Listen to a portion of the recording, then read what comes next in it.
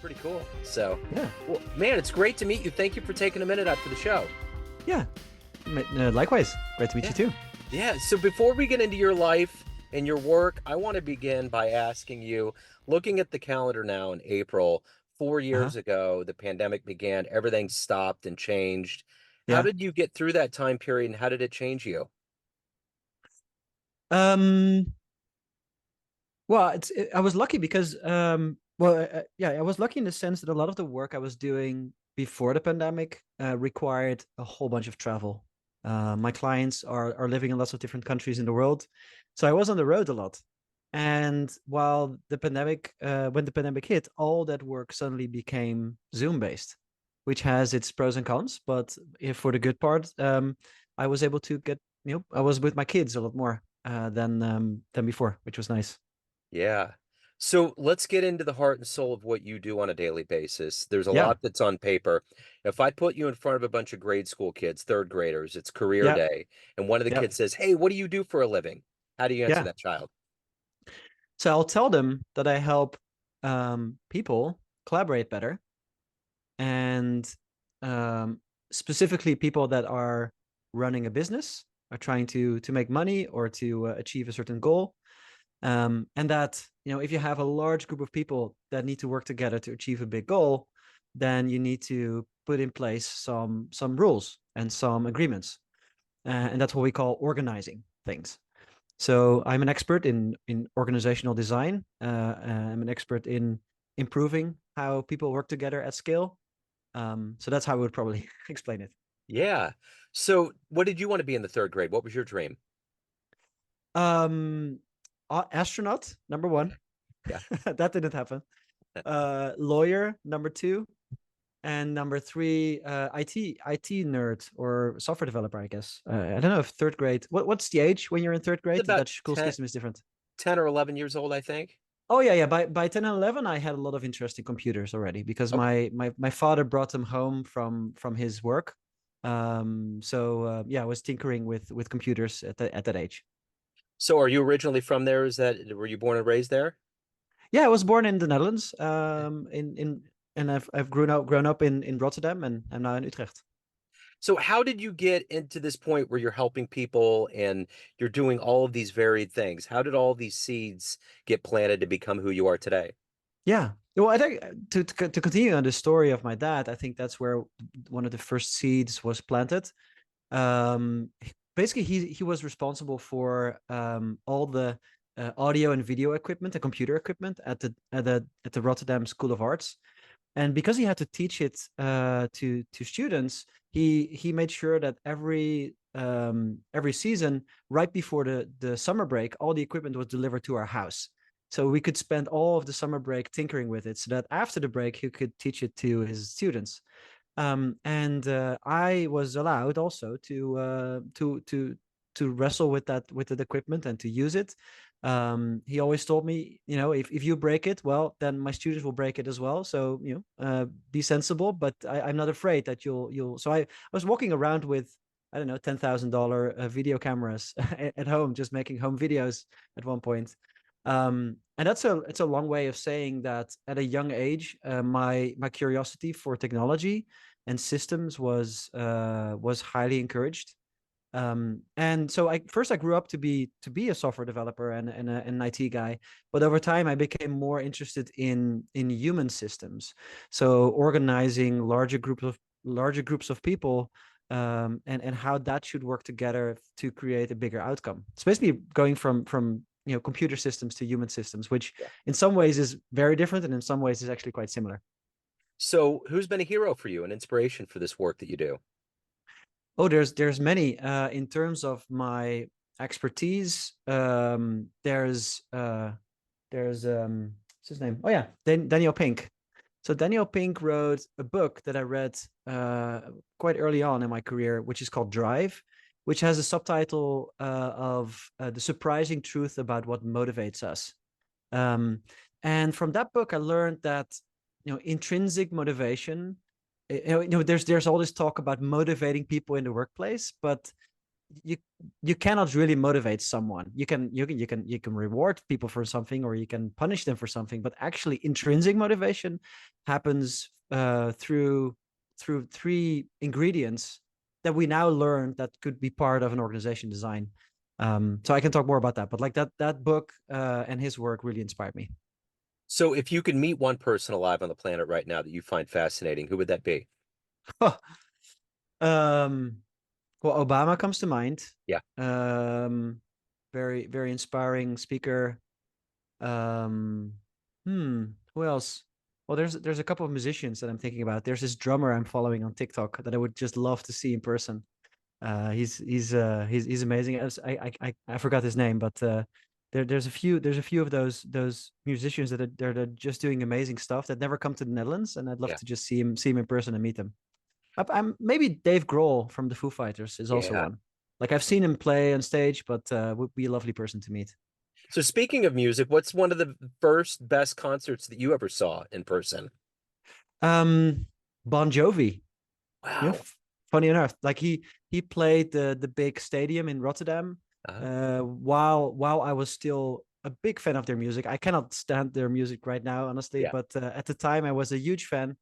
And after that, I switched to more heavy stuff like Guns N' Roses, and then I went into death metal and Sepultura and other Yeah. Slipknot and stuff.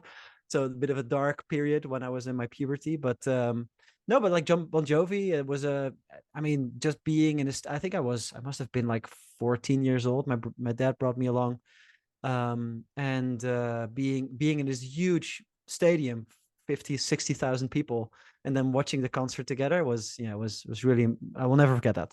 Absolutely. So let me ask you this.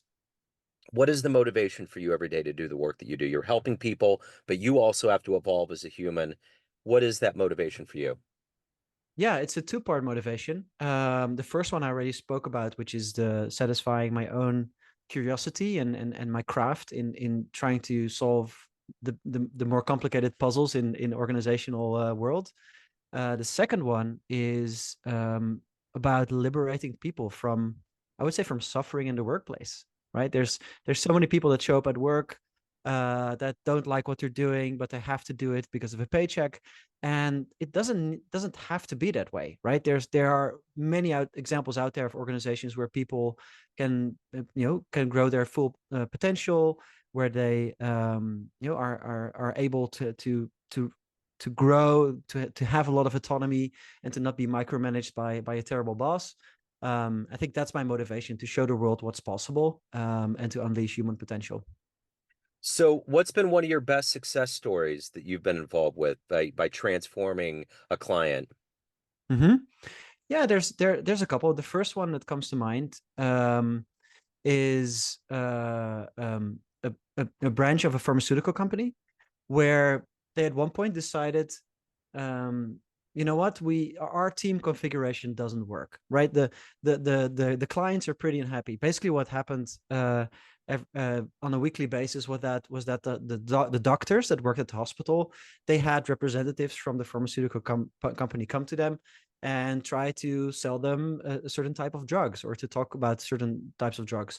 But those doctors, they were customers of different types of drugs, and one representative didn't know anything about what the other representative had just said, so they drove the doctors crazy. Yeah. So then they decided, the group decided, you know what, we have to completely change our model. And I've helped them with our team to create a way of working that is much more customer centric, and which is better for the customer, but even more importantly, it's better for the people that work there too. And the fun part about that story is that the traditional way of doing change management is that managers go behind closed doors, maybe hire a bunch of consultants to design a new model, and then there's this big reveal moment. It's like, well, from next week now you're working in a different department, you have a different manager, and this is the org structure.